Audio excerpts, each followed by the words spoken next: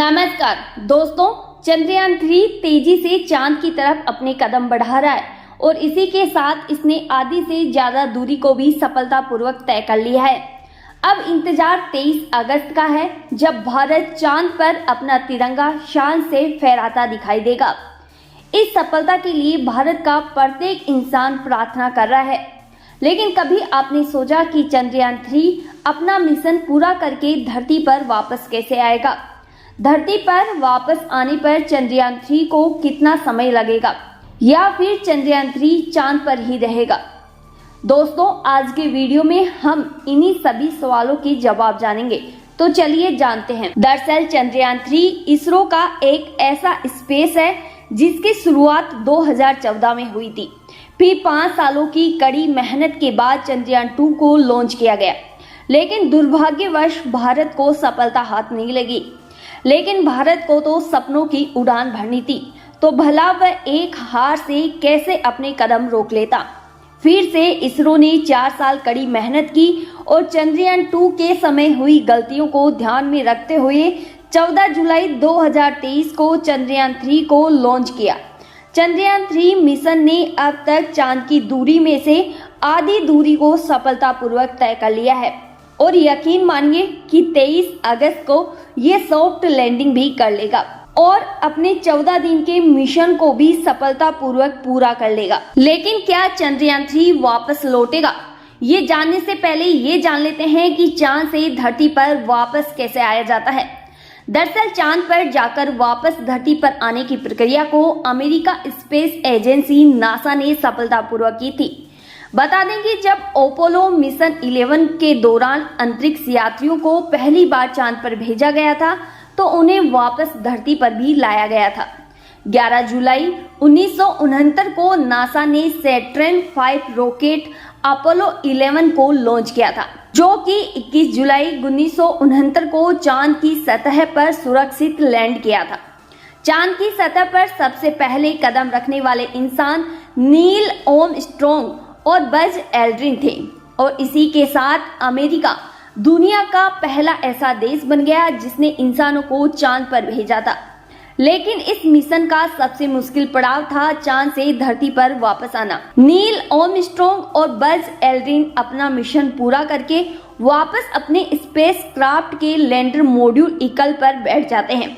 इसके बाद इन्होंने चांद से धरती की तरफ आने की प्रक्रिया शुरू की, जिसमें सबसे पहले इन्होंने एसेंट इंजन और डिसेंट इंजन को अपने क्राफ्ट से अलग कर दिया, क्योंकि डिसेंट इंजन का काम केवल चांद की सतह पर लैंडिंग कराना था, जबकि एसेंट इंजन का काम इन्हें वापस चांद की कक्षा में ले जाना था। फिर ये एसेंट इंजन के जरिए चांद की कक्षा की तरफ अपने कदम बढ़ाने लगे, जहां उनका इंतजार spacecraft module command Columbia module कर रहा था।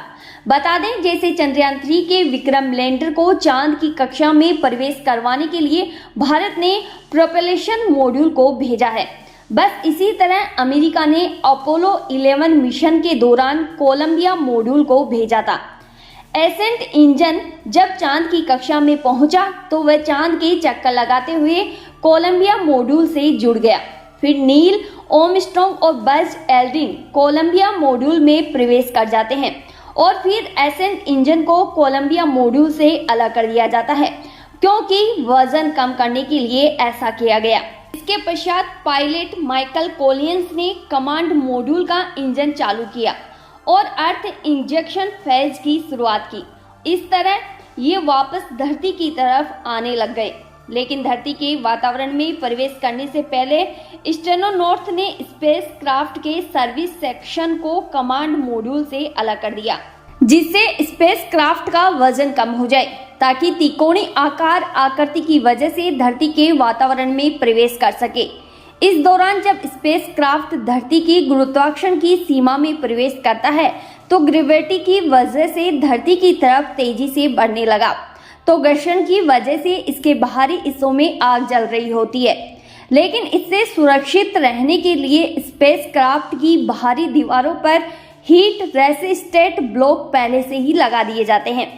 लेकिन जब कमांड मॉड्यूल एक निश्चित दूरी पर आ जाता है, तो इसके पैराशूट को खोल दिया जाता है और इस तरह प्रशांत महासागर में ये लैंडिंग करता है। फिर जहां से नासा की टीम इनका रेस्क्यू कर लेती है। इस तरह चांद से धरती तक का सफर तय किया गया। जानकारी के लिए बता दें कि साल 2020 में चीन ने भी अपने चैंग-ई 5 मिशन को लॉन्च किया था। तब चीन ने चांद से धरती पर वापस आने के लिए इसी तकनीक का इस्तेमाल किया था। अगर अब बात अपने भारत चंद्रयान 3 की करें तो 24 अगस्त के दिन शाम को चंद्रयान 3 का लैंडर चांद की सतह पर सॉफ्ट लैंडिंग करेगा, जिसके बाद उसमें मौजूद रोबोटिक प्रज्ञान रोवर बाहर निकलेगा और ये दोनों ही चांद की सतह पर अपने प्रयोग करेंगे। इसरो की जानकारी के अनुसार ये मिशन करीब 14 दिन तक चलेगा, जिसके बाद लैंडर और रोवर को वहीं निष्क्रिय कर दिया जाएगा।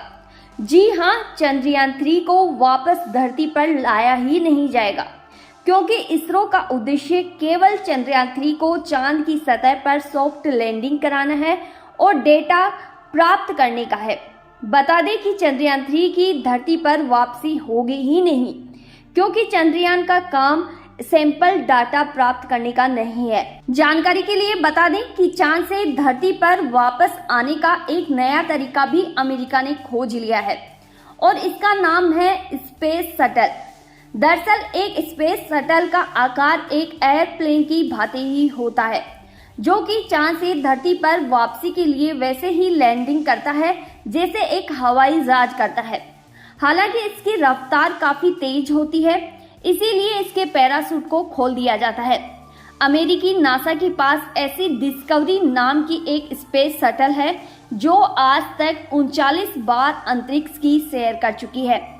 उम्मीद है जानकारी अच्छी लगी होगी, तो वीडियो को लाइक और चैनल को सब्सक्राइब करना ना भूलें।